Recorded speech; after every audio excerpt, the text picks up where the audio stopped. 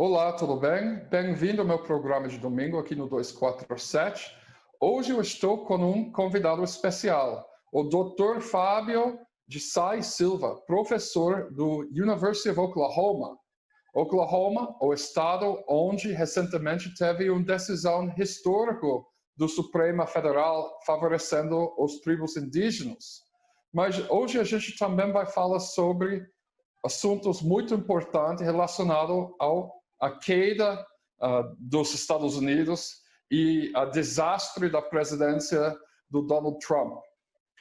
Fábio, primeiro, bem-vindo ao programa. Eu quero perguntar se você viu essa história que saiu na mídia recentemente sobre como Jared Kushner, o marido da filha do Donald Trump, impediu a formulação de um plano nacional de combater coronavírus por questões eleitorais. Olá, Brian. Olá, os telespectadores aí da TV 247. Muito obrigado pelo convite, é um prazer estar aqui com você. Eu vi sim essa reportagem, inclusive eu fiz uma postagem nas redes sociais aí dizendo que se nós tivéssemos uma reportagem semelhante feita no Brasil, provavelmente teríamos personagens um pouco diferentes, mas um enredo muito parecido, né? Porque o que essa reportagem mostra, e o que a gente sabe muito bem, tanto olhando a realidade americana quanto a realidade brasileira, é que era possível, né, e relativamente fácil para esses dois países colocarem de pé estratégias que fossem aptas a controlar a pandemia, né? Mas isso não aconteceu por uma politização daquilo que, a partir dos olhos da ciência e das melhores práticas que inclusive já tinham sido desenvolvidas desde a Ásia e passando pela Europa, se via que eram as medidas adequadas a serem tomadas, né? Que passavam por medidas de isolamento social, mais tarde se descobriu a importância do uso de máscaras, né? Mas também de formulação de esquemas de testagem, de contact tracing e coisas desse tipo, né? E o que a reportagem mostra é exatamente que a Casa Branca tinha conseguido, né, a partir de caminhos tortuosos, e por isso que eu digo que no Brasil seria mais ou menos semelhante, né? Muito embora, quer dizer, não trazendo as melhores vozes, mas trazendo vozes de pessoas que tinham alguma sensatez, né? Conseguiu compreender que esse é o caminho a ser seguido. E deixou de seguir esse caminho, como você bem colocou, por razões político-eleitorais, né? Sobretudo porque ia beneficiar alguns estados em que o presidente Donald Trump não tem a sua base eleitoral muito forte. Então, a ideia era não prestigiar os seus adversários políticos, quer dizer, uma coisa bastante complicada, né? Bastante problemática. Bom, então, eu imagino que se fosse em qualquer outra época, né, da história dos Estados Unidos, o Trump seria muito prejudicado pela essa reportagem. Provavelmente o Jared Kushner seria processado por traição e responsabilizado pelas mortes de dezenas de milhares de pessoas e provavelmente até enforcado, porque traição tem pena de morte nos Estados Unidos. Porém, eu morando aqui, você está morando lá, mas eu estou morando aqui no Brasil, de longe, parece para mim que a mídia dividiu em dois times nos Estados Unidos, e tem um time que é liderado pelo New York Times, MSNBC, que pode ser chamado liberal, né? O liberal, que tem uma conotação média centro-esquerda nos Estados Unidos, não sei porquê, que vem faz 4 anos tentando culpar a perda do Hillary Clinton em interferência russa. Rússia que tem um PIB 12,5 vezes menor do que os Estados Unidos, ou tinha até semana passada, né?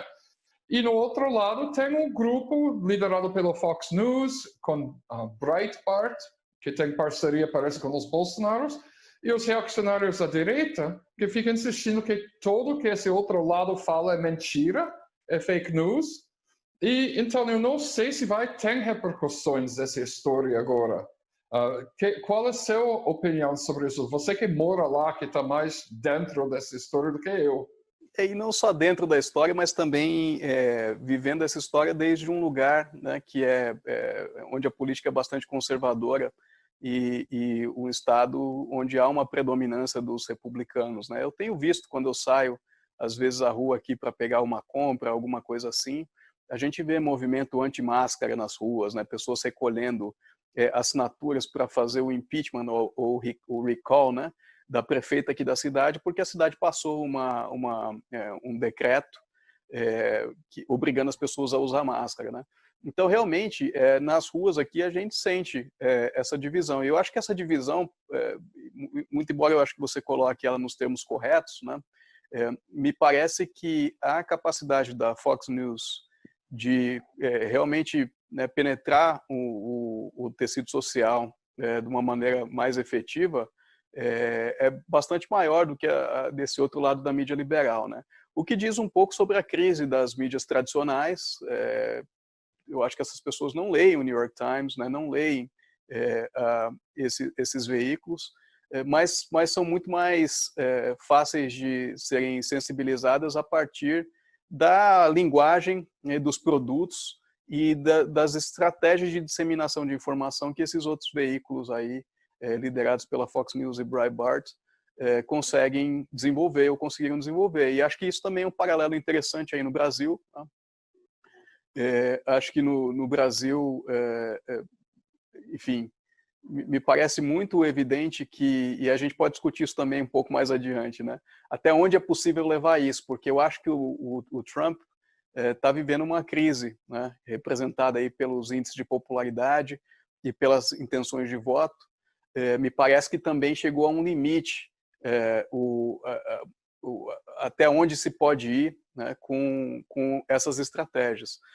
E a gente tem que esperar um pouco que no Brasil as pessoas comecem a se sensibilizar e perceber, né, que essa ideia, primeiro, de culpar a China na pandemia, né, que o Trump adotou e o Bolsonaro mimetizou, depois de prometer uma cura, né, que é o caso da cloroquina, que o Trump iniciou, e 2 ou 3 dias depois a gente viu aí o Bolsonaro mimetizando.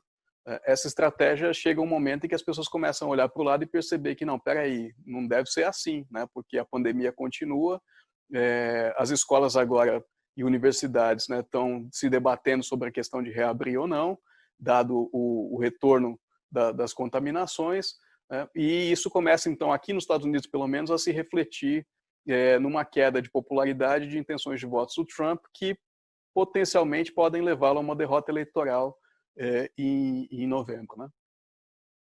Como estão as repercussões agora? Falando da China e dos Estados Unidos, né? Quando a China começou a abordar a pandemia, eles utilizaram medidas que foram criticadas nos Estados Unidos para ser autoritário, porque eles trancou alguns prédios até, não deixam pessoas sair, eles ficam medindo a temperatura de todo mundo nas pontas de ônibus em Wuhan, e se teve febre, foi levado para um centro de pessoas com febre para fazer exame de coronavírus e tal. Mas outra crítica era, se Estados Unidos fizesse uma coisa dessa, seria ruim para a economia, né? Agora, em 8 semanas, eles resolveram o problema no Wuhan e reabriu, né? Depois de uma semana com 0 casos de transmissão de coronavírus. Importante para notar isso, porque em São Paulo eles acham que com 5.000 casos de transmissão em uma semana pode reabrir. Não é assim que funcionou na China, né? Agora, a China fez tudo isso, o PIB deles parece que cresceu 3,4% no segundo trimestre, e o PIB dos Estados Unidos, que sabia tanto mais sobre a economia do que os chineses, né? Que a quarentena iria afetar a economia e tal, os Estados Unidos teve uma queda recorde. Em termos de dólares, é como se fosse um PIB inteiro do Brasil sugado da economia dos Estados Unidos em 3 meses. 1,75 trilhões de dólares, se não me engano, 32,9% do PIB calculado pelo nível anual, né? Em termos reais foi 10, não sei quantos, 10,7 ou 8% em 3 meses, que é o maior queda do PIB desde, se eu não me engano, 1929. Como que está repercutindo isso nos Estados Unidos e mais importante num estado como Oklahoma, onde a maioria das pessoas apoiam Trump? Bom, eu não tenho visto os dados de projeções eleitorais ou de pesquisa de opinião aqui de Oklahoma especificamente, né? Mas se a gente olha pelo país todo, o que se percebe é um declínio nas taxas de aprovação do presidente Trump e um declínio nas intenções de voto, inclusive havendo já projeções de vitória, aquelas contas que os americanos gostam de fazer, né? Qual é a chance do Biden ganhar as eleições? Me parece que saiu aí no Politico.com uma estimativa de 99% hoje do Biden ganhar as eleições, né? Claro que a gente sabe que isso nem sempre funciona, e no caso da eleição entre Trump e Hillary, né, existiam projeções nesse sentido que se mostraram frustradas, mas me parece sim que existe no país esse declínio de confiança no presidente e declínio de intenções de voto, né? Você tocou num ponto muito importante, que os Estados Unidos é um país que é muito movido pelo orgulho nacional, né, pela ideia de que é o país que salvou o mundo do fascismo na Segunda Guerra Mundial, é o país que mandou o homem à Lua, etc., né? E quando se olha para esses resultados, quando se olha para uma crise econômica tão grave, para uma pandemia que não foi controlada, né? Ao contrário de diversos outros países. Você mencionou a China, existem outros países também asiáticos que fizeram um excelente trabalho, como a Coreia do Sul ou o Vietnã, por exemplo, né, que conseguiram também, né, e em alguns casos não com medidas tão restritivas como a da China, mas com uma atuação decisiva do governo, e isso é que me parece que é uma questão central, né? Atuação decisiva do governo e confiança da população no governo, porque isso aconteceu nos países asiáticos, isso aconteceu na Nova Zelândia, né, em alguma medida na Austrália, isso aconteceu na Europa. Onde é que foi que aconteceu o contrário e que o governo não atuou e que semeou a desconfiança da população na atuação do próprio governo? Foi nos Estados Unidos e no Brasil, né, que são dois países que estão hoje amargando as piores posições em relação tanto a questões econômicas como também questões epidemiológicas, né? No caso do Brasil, isso ainda não está sendo tão sentido, a questão econômica, né? Existem aí, enfim, estimativas de que não tenha sido tão severa assim, tão severo o impacto da pandemia, mas eu não acho que daqui para o final do ano essa estimativa tende a se confirmar. Mas, bom, voltando aqui ao mote da sua pergunta, né? Quer dizer, eu acho que quando se começa a crescer na sociedade essa percepção de que o governo agiu muito mal, né, e de que agora o país está um pouco aprisionado por essa incompetência, sem dúvida que começa a haver uma resposta, né? E hoje o que a gente vive é um pouco essa expectativa de que Trump pode sofrer uma derrota nas eleições, né? Tanto assim que ele mesmo cogitou esses dias adiar as eleições, né? Invocando a pandemia. Então você fica numa situação que é contraditória. Por um lado, minimizou a pandemia, né? E postula que as escolas têm que ser reabertas e que o país tem que voltar à vida normal. Por outro lado, atribui à pandemia o poder de adiar as eleições. Isso me parece que mostra um pouco do dilema, né, que o trumpismo vive hoje em função desse acúmulo aí de erros. Bom, agora, você está num parte dos Estados Unidos que eu acho muito interessante, né? É quase como se fosse um outro país dentro dos Estados Unidos, pelo meu ponto de vista. Eu sempre lembrei a primeira vez que eu passei por Oklahoma, porque foi a primeira vez na minha vida que eu vi aquele terra avermelhado que tem em certas partes do Brasil também. Agora, é um estado que foi criado, inicialmente antes da chegada dos gringos era uma outra coisa, mas a partir de 1830, mais ou menos, ele foi reserva indígena inteiro. O estado inteiro foi reserva indígena e ele foi utilizado como um lugar de relocalizar à força todos os tribos indígenas do sudeste dos Estados Unidos, como os Seminoles, os Creek, o Cherokee, né? E depois do 1907 ou 8, quando virou um estado, os brancos começam a chegar e rouba aos poucos terra dos indígenas e agora tem uma decisão recente do Supremo que devolveu mais ou menos a metade do estado para os povos indígenas. Mas eu queria perguntar se você pode primeiro fazer uma comparação sobre o tipo dos serviços públicos em Oklahoma, como que o governo funciona, como é o sistema de saúde e os outros serviços públicos comparando com o Brasil, para os brasileiros entenderem a diferença. A comparação entre os serviços públicos é um pouco difícil de fazer. O Oklahoma é um estado muito complexo, né?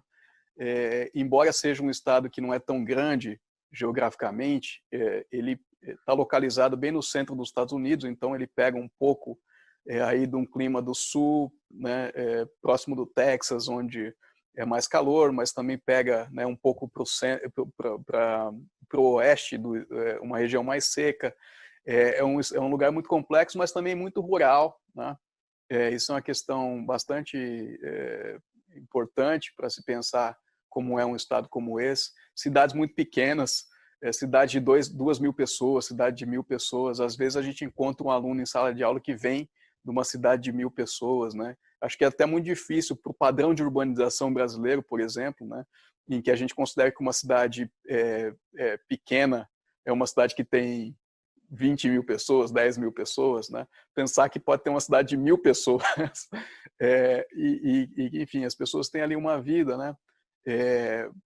O estado que tem petróleo, né? Então boa parte da economia também foi baseada em petróleo e agricultura, gado, né? Também. Então, e que tem essa presença forte da população indígena por conta desse histórico que você mencionou, né? Um estado que até mais ou menos nos anos 80 elegia democratas, né, e que a partir de então passou a eleger republicanos, e que passou por uma série de transformações decorrentes desse realinhamento, né? Vou dar um exemplo para você. Nos anos aí 2000 nos anos 2000, né, os republicanos aqui no estado promoveram a redução da carga tributária da indústria do petróleo de 7% para 2%, né, com aquele discurso de que precisava reduzir os impostos para que os negócios pudessem prosperar, etc. O que aconteceu? Aconteceu uma redução do orçamento público muito grande, porque é um estado cuja economia é fortemente baseada no petróleo, com repercussões em áreas de saúde, educação. A educação de Oklahoma, se não me engano, era a 48ª dos 50 estados americanos. Então, uma situação bastante ruim, mas, ao mesmo tempo, um estado em que os conservadores conseguiram alcançar uma hegemonia, né? E não me parece, pelos resultados das eleições recentes, onde até existia uma expectativa de que um democrata pudesse ganhar, mas a derrota foi muito fragorosa, né? Não me parece que isso tende a se alterar no futuro próximo. Oklahoma City é uma cidade bastante pujante e é uma cidade muito mais diversa, muito mais complexa, né, e que vota democratas. Norman, na cidade onde eu vivo, uma cidade universitária, também mais diversa, mais complexa, né, vida cultural muito, muito agradável, vota democrata, né? O restante do estado, majoritariamente branco, mais rural ou ligado à indústria agropecuária e também petróleo, e muito conservador. Mas você tem uma rivalidade entre Tulsa e Oklahoma City. Você acha que Oklahoma City é o São Paulo do Oklahoma e Tulsa é Rio de Janeiro do Oklahoma? Eu não sei se Rio de Janeiro, viu? Mas é só se a gente pensar um pouco naquele Rio de Janeiro, naquela parte imperial, né, do Rio de Janeiro, que é uma coisa assim. Tulsa é uma coisa, tem um saudosismo, né, dos anos de ouro ali, do petróleo, onde famílias ricas se estabeleceram, né, prosperaram e se estabeleceram ali na região. Oklahoma City tem essa história fantástica, né, porque passou a ser a capital do estado num período mais recente, e o que aconteceu foi que, na medida em que virou a capital, né, e houve também a dessegregação escolar, os negros foram autorizados a frequentar as escolas, ela se tornou um espaço muito mais diverso, né? Mas o que aconteceu ali foi que os brancos de Oklahoma City, de classe média alta, saíram de Oklahoma City e construíram uma nova cidade que chama Edmond, que fica ao norte, onde eles mantiveram seus próprios distritos escolares segregados, né? Então, eu acho que realmente, como você colocou, Brian, é um estado fascinante para a gente poder mapear todas essas histórias, né? Você mencionou Tulsa. Tulsa é o lugar onde houve aquele massacre terrível, né? Que inclusive chamam de Wall Street negra dos Estados Unidos, que era justamente essa classe afluente que surgiu num determinado momento de negros, né, libertos, e que foram massacrados por brancos. Então tem o massacre dos indígenas, o massacre dos negros, a Constituição de Oklahoma City como esse espaço mais diverso, a fuga dos brancos ricos para Edmond, os indígenas, né, agora retomando um pouco essa presença, né, e esse reconhecimento político a partir dessa decisão. É um estado que é muito interessante para um estrangeiro estar e acompanhar essas coisas, né? Mas muito angustiante também, como deve ser para você acompanhar aí os conflitos que marcam a história do Brasil, né? Então, Oklahoma, nesse sentido, tem um paralelo grande com o Brasil. Então, eu tenho uma amiga, uma grande amiga, que é do tribo, ou do nação, que eles chamam em inglês, ou nação Creek, Muskogee Creek, que é a nação que ganhou esse caso no Suprema. E por causa disso que eu decidi fazer a matéria essa semana para a Carta Capital. Semana passada que eu saí. Eu vi que ela estava tão feliz depois dessa decisão do Supremo que ela colocou no Facebook dela que ela espera que todas as pessoas que moram em Tulsa agora vão aprender o idioma dela, né? O idioma dos indígenas, porque não, parece que a área de mercado chegou perto do Oklahoma City, parte de Seminole, mas não entrou no Oklahoma City. Mas Tulsa, que é uma área metropolitana de 1 milhão de habitantes, parece que mais ou menos 70% agora, a polícia do Tulsa perdeu jurisdição sobre a população indígena naquela área. E em 46% do estado, basicamente. Porém, que eu entendo também é que essa foi a maior decisão a favor dos indígenas em mais de 50 anos, mas já está tentando desmanter, usurpar a decisão, enrolar os indígenas e tal. Como que você está percebendo essa decisão lá do Oklahoma? Como que ele mudou as relações entre os indígenas e os brancos e os outros moradores? E você viu qualquer repercussão ou você acha que é muito mídia sobre nada vai mudar? Eu acho cedo ainda para a gente estimar qual vai ser a repercussão, né? A minha experiência aqui acompanhando essa questão indígena, e também não sou um especialista nisso, na verdade tenho muito interesse, muita curiosidade e tenho buscado aos poucos, né, me aproximar de professores aqui. Existe um programa de estudos Native American Studies aqui na universidade que é muito forte, junto com o Arizona e o Novo México, né? São 3 estados em que essa tradição de estudos é muito forte, né? Então eu tenho procurado acompanhar um pouco e eventualmente construir algumas pontes entre os nossos colegas aqui e as pessoas no Brasil que pesquisam isso, né? Me interessa muito fomentar essa troca e observar aí o que podem ser os resultados desses estudos indígenas comparados, vamos dizer assim, né? Quando eu cheguei aqui para fazer a minha entrevista de emprego aqui na universidade, que eu fui no campus, que eu vi, né, a quantidade de estátuas, né, erigidas em homenagem a povos indígenas, e a gente observa as placas de carro que são emitidas pelas nações indígenas a partir dessa jurisdição que elas têm territorial, né? Eu fiquei bastante assim realmente impressionado, né? Porque no Brasil, apesar da Constituição de 88 ter reconhecido, né, uma certa autonomia dos povos indígenas, uma autonomia, na verdade, dos povos indígenas sobre territórios, né? Apesar do Brasil ter assinado, por exemplo, a Convenção 169 da OIT e ter, enfim, desenvolvido todo um aparato aí para tratar da questão indígena, eu acho que ainda existe no Brasil muito uma visão assimilacionista, né, dos indígenas, e uma tentativa de negar, né, que possa... Bom, a gente viu aí, né, o ex-ministro Weintraub, naquela infame reunião do dia 22 de abril, dizendo que ele odeia a expressão povos indígenas, né? Então, se isso vem do ministro da Educação, você imagina como é o sentimento em boa parte da população. Eu fiquei muito surpreso ao ver isso, né? E pelo que eu tenho acompanhado, quer dizer, esses grupos realmente eles se sentiram muito gratificados, como a sua amiga, né? Se sentiram muito gratificados com a decisão. Como você disse, uma das principais decisões favoráveis às questões indígenas, mas o que eu vejo também é que tem uma clareza da parte desses grupos de que isso tudo ainda vai ter que ser muito negociado, né? Não necessariamente o reconhecimento de que esses povos têm uma jurisdição sobre o território em relação a crimes pode se traduzir em outros ganhos, né? Por exemplo, como você falou, uma jurisdição também cultural, né? Uma capacidade de influenciar o desenvolvimento das atividades naquele território em outros planos, né?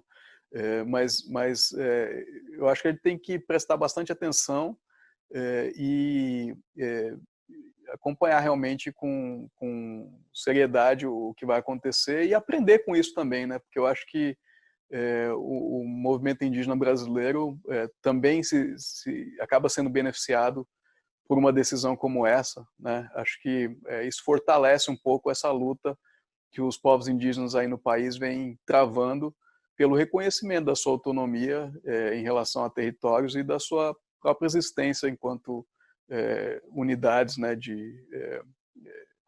socioculturais. É por causa disso que eu elaborei a matéria, porque eu não vi ninguém falando sobre isso no Brasil. E eu achei super interessante. Uma das coisas mais interessantes foi o fato que o juiz, o ministro do Supremo, que fez o voto decisório, que elaborou a decisão, era nomeado pelo Trump. Era conservador. Então, eu acho importante para não que Brasil 247 é um lugar onde vai assistir essa entrevista muitas pessoas que apoiam Bolsonaro, mas eu acho que é importante para os apoiadores do Bolsonaro entender que o político que ele está adaptando em respeito aos indígenas é exatamente o contrário do que o governo Trump está fazendo agora. Que o Supremo no governo Trump foi um apoiador, o nomeado do Trump que fez a decisão. Então, até pelo ponto de vista de tipo copiando os Estados Unidos, que é isso que Bolsonaro sempre disse que ele está fazendo, ele não está copiando os Estados Unidos em relacionamento ao político indígena e demarcação da terra, né? Esse que por causa disso que eu acho a história interessante, né? Na verdade, eu até acompanhei aí um colega nosso aqui, um professor, um sujeito muito bacana, Lindsay Robertson, participou de uma live com colegas aí do Brasil. Ele é professor da Faculdade de Direito aqui, ele participou com colegas aí do direito também no Brasil. Eu acho que, quer dizer, estão falando pouco disso no Brasil, mas não estão deixando de falar, não. Eu acho que tem gente aí que está prestando atenção eu acho que esse movimento que você está fazendo está absolutamente correto, né? E a verdade é que isso não é de agora, né? Não é o que o movimento conservador hoje está fazendo, de se dizer um importador, um americanizador do Brasil, é uma coisa que não vem de agora, né? Mas esses processos de, entre aspas, americanização do Brasil, eles são sempre incompletos. As pessoas pegam aquilo que elas acham que é mais adequado para a sua própria agenda, né? Quer dizer, eu sempre digo, muitas vezes sou cobrado por colegas conservadores, amigos conservadores, aqueles que eu ainda tenho, né? Eles dizem para mim, é muito fácil você dizer, né, você defender ideias de esquerda estando nos Estados Unidos. Aí eu digo para eles assim, meu amigo, onde é que foi que surgiu a parada gay? Né? Onde é que foi que surgiu o movimento de direitos civis e a demanda por reconhecimento da igualdade? Da onde é que surgiu o Black Lives Matter agora, né, que animou tanto aí lutas por igualdade racial? Você sabe bem como eu, né, que os Estados Unidos têm uma tradição libertária também, libertária não no sentido do libertarianismo, né, mas uma tradição progressista, né, que não é desprezível, né, e eu acho que a gente tem muito a dialogar com isso, né, mas obviamente quando o Bolsonaro diz, eu quero fazer o Brasil ser igual aos Estados Unidos, ele está desprezando tudo isso, né? Ele está importando uma visão que é, eu diria, caricata né, e talvez aquilo de menos original, né, que os Estados Unidos trouxe para o mundo e de menos empolgante, né? Eu acho que é papel de pessoas como você que conseguem navegar entre essas diferentes realidades nacionais e culturais. Eu acho que é papel mesmo fazer essa desmistificação, né? Porque eu até escrevi sobre isso também, e você traduziu um texto que eu escrevi. O Sérgio Moro também dizia que ele estava americanizando o Brasil, né, várias vezes na Lava Jato. Mas quando a gente vai olhar para a legislação e a jurisprudência nos Estados Unidos sobre o combate à corrupção, elas não dizem nada daquilo que o Sérgio Moro estava fazendo no Brasil. A lei anticorrupção hoje nos Estados Unidos proíbe você condenar alguém por corrupção sem ato de ofício, que é exatamente o que o Sérgio Moro fez, por exemplo, em relação ao Lula, né, e em relação a outros, né? Mas, quer dizer, o sujeito vem, dá uma palestra em Harvard, traz essas credenciais, né, enuncia essa coisa de que nos Estados Unidos se faz de outro jeito, né, e com isso ele consegue criar uma aura, né, de legitimidade, mas que, na verdade, esconde, né, essa apropriação seletiva que se faz de uma outra cultura, de uma outra tradição política e econômica, etc. Eu vou confessar uma coisa agora.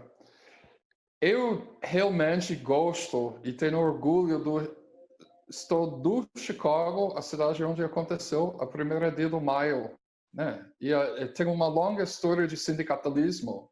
Só que eu acho que no contexto brasileiro, morando no Brasil, é tanto viralatismo, até às vezes eu vi viralatismo da esquerda e não sei o quê. Eu acho muito importante, quando eu ocupo qualquer espaço midiático, para enfatizar as coisas ruins dos Estados Unidos. Porque ninguém mais faz isso, né? Você, sendo gringo, no Brasil, eu teria uma vida muito mais fácil no Brasil se eu tinha chegado aqui em 1991 e fica dizendo para todo mundo que o Brasil é uma bosta, que Estados Unidos é maravilhoso, porque se eu vi estrangeiros fazendo isso, casar com uma mulher rica, de uma família tradicional, como eu tenho um amigo que recebeu 20 mil hectares de terra grelhada como presente de casamento da mulher com que ele casou, que estava conectado com a família Sarney, né? Tipo, eu vi gringos que chegam e só ficam falando mal do Brasil. Eles sobem muito rápido dentro da sociedade conservadora. Eu passei minha vida inteira tentando explicar para pessoas aqui que Estados Unidos é uma bosta. Que, tipo assim, tem as coisas boas dos Estados Unidos, pelo meu ponto de vista, é 30% do país, mais ou menos, né? A maioria do país é ruim. Principalmente, você veja, por exemplo, Oklahoma é um dos meus estados mais queridos, né? Eu sempre fico pensando, será que eu vou um dia mudar para Oklahoma? Eu fico pensando, né? Porque eu gosto, é muito especial aquele lugar. A cena musical aqui é boa, viu? Acho que você ia gostar. É isso. Não, é um dos capitais musicais do mundo. Alguns dos melhores músicos da história do rock, do blues, vêm do Oklahoma. Esse é um fato, né? Sem disputa, né? A música, e o Woody Guthrie vem do Oklahoma também, que é um dos maiores, o maior cantor político da história dos Estados Unidos também, que era comunista.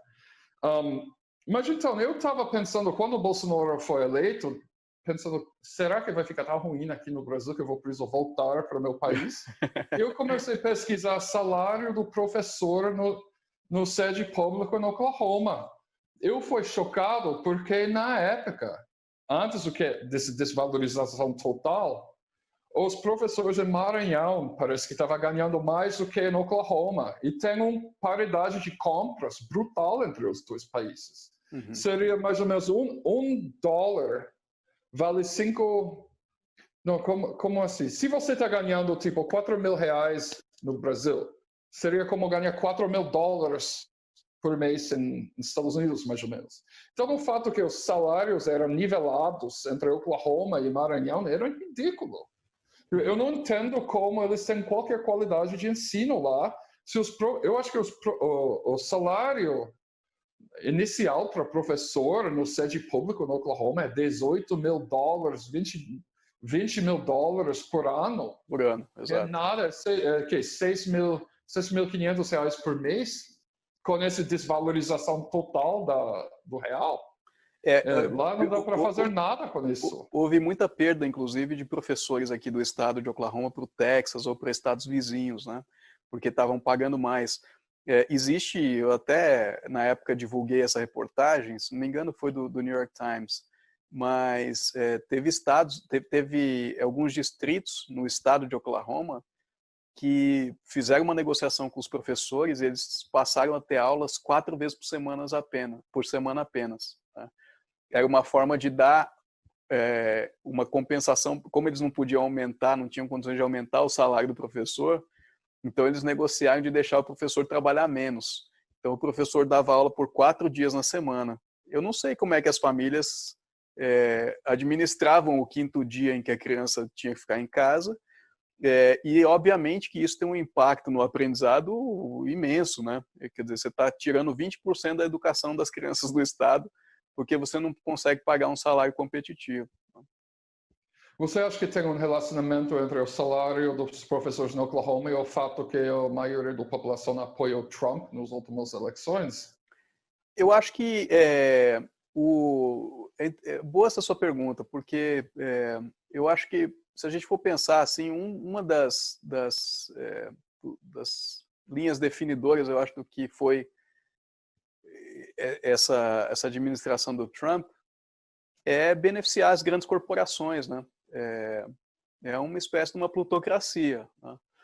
O que o Trump fez logo que ele entrou? Fez aquele famoso corte de impostos, né? Os tax breaks, pelo qual companhias imensas passaram a pagar $0 de impostos. Né?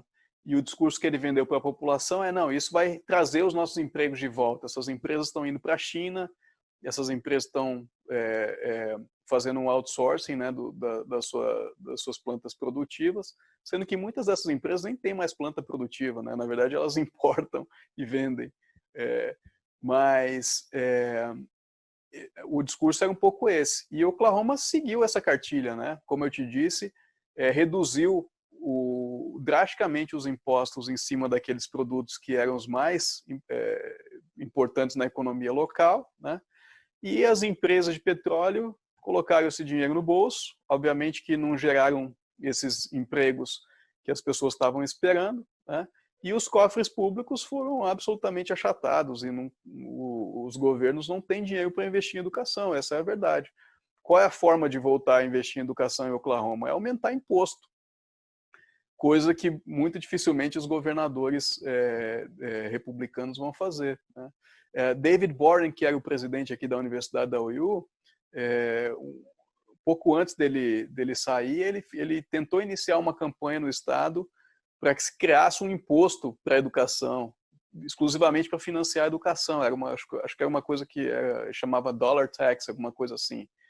Você ia pagar $1 a partir de um determinado valor gasto, que isso ia para aumentar as verbas disponíveis para a educação. Ele foi massacrado, né, na opinião pública e no mainstream da política estadual, né, por essa proposta. E o Estado continua nessa situação difícil, né, com pouco dinheiro para investir numa coisa que é tão importante, amargando uma posição muito ruim nos rankings nacionais. Fábio, eu quero agradecer muito a sua presença hoje. A gente está conversando, fica sem tempo. Eu queria fazer mais uma pergunta, né? A gente viu que Abraham Weintraub virou integrante da diretoria do Banco Mundial, um cara que é anti-multipolarismo, né? Tem alguma repercussão que você viu sobre isso na mídia estadunidense? Na mídia eu ainda não vi, mas eu acompanhei bem de perto, até porque houve alguns manifestos que circularam, né, entre brasilianistas, a reação da academia americana, de partes da sociedade civil aí, e do próprio Congresso, né? Não sei se você viu, mas setores do Congresso americano também manifestaram preocupação. Aliás, isso está virando bastante comum, né? Tem comitês do Congresso americano que estão levantando questionamentos importantes sobre o Brasil e sobre a relação entre Estados Unidos e Brasil, seja no âmbito da Lava Jato, por exemplo, seja também no âmbito de parcerias comerciais, tendo em vista desmatamento, esse tipo de coisa, né? Isso aconteceu também no caso do Weintraub, e obviamente que os funcionários do Banco Mundial também, de uma maneira inédita, escreveram uma carta rejeitando a indicação dele, pedindo para que a diretoria considerasse bem a indicação dele, né? Nada disso, infelizmente, deu certo, né? Mas eu acho que é como você disse, Brian, sobra para ele também administrar a contradição, né, entre ser alguém contra o multilateralismo e contra tantas agendas que o Banco Mundial incorporou, né? Quer dizer, hoje o Banco Mundial fala de diversidade, fala da importância do respeito ao meio ambiente, fala da importância da participação, né? Se isso é hipocrisia ou não do Banco Mundial é uma outra história, né? Mas se é window dressing, né, como se diz, é uma outra história. Mas é uma instituição que incorporou essas questões contra as quais a gente sabe o que ele fala, né? A gente viu isso naquele vídeo do dia 22 de abril. Vamos ver como é que ele vai ser capaz de gerir essa contradição, né? Acho que mais provável que ele faça um mandato que vai ser breve no primeiro momento, de maneira discreta, né? E acho que isso já vai ser importante, né? Que não consiga fazer muito. Okay. Eu acho que ele vai ser isolado lá, como ele isolou Paul Wolfowitz quando ele assumiu como presidente do banco e foi demitido quando eles acham a primeira infração que ele fez. Só para terminar, você tem um novo artigo acadêmico saindo, estou olhando no meu celular aqui. Em inglês é chamado From Car Wash to Bolsonaro, Laws and Lawyers in Brazil's Illiberal Turn, 2014 to 2018. Quero traduzir o título para português e só resumir brevemente qual é a matéria, onde vai sair? Sim, esse artigo deve estar saindo até o final do ano no Journal of Law and Society, que é uma publicação baseada no Reino Unido, né, na Universidade de Cardiff, e a tradução seria da Lava Jato ao Bolsonaro, né, profissionais do direito e o declínio da democracia no Brasil de 2014 a 2018, ou a virada iliberal do Brasil de 2014 a 2018. E esse é um texto em que eu fiz um exercício aí bastante indutivo, né? O que eu fiz? Eu olhei para as entrevistas que foram dadas pela Força Tarefa da Lava Jato e pelo Sérgio Moro de 2014 até 2018, ou um pouco de 2019 ali também, quando o Moro já era ministro, né? E eu, enfim, codifiquei, né, o que eu chamo da gramática política que eles enunciaram nesse período. E aí, enfim, para deixar mais ou menos sintetizado, né, a ideia ali é que a corrupção, o argumento, né, que eles levantavam ao longo desse período é de que a corrupção é um câncer, né, usando muito essa metáfora da saúde, né, para dizer que é um problema que ameaça existencialmente o Brasil, que a legislação atual não era suficiente para lidar com essa ameaça, né? Portanto, era necessário alterar essa legislação. Alterar a legislação significava dar mais poder para juízes e procuradores, né? Por meio de algumas das 10 medidas lá contra a corrupção e outras coisas. E nos momentos em que a lei realmente foi um obstáculo a essa ação moralizadora desses agentes, aí a lei a gente sabe que foi desrespeitada e eles ainda buscavam justificar isso, né? Dizer que o bem maior de proteger o país contra essa ameaça existencial da corrupção valia, né, justificava então a violação dessas leis, né? A famosa frase lá, se não me engano, do Deltan Dallagnol, quando ele diz que isso é filigrana jurídica, né? A questão aqui é uma questão política. E aí, a partir dessa reconstrução, que foi muito interessante de fazer, né, eu li mais de 1000 páginas de matéria de jornal geradas nesse período.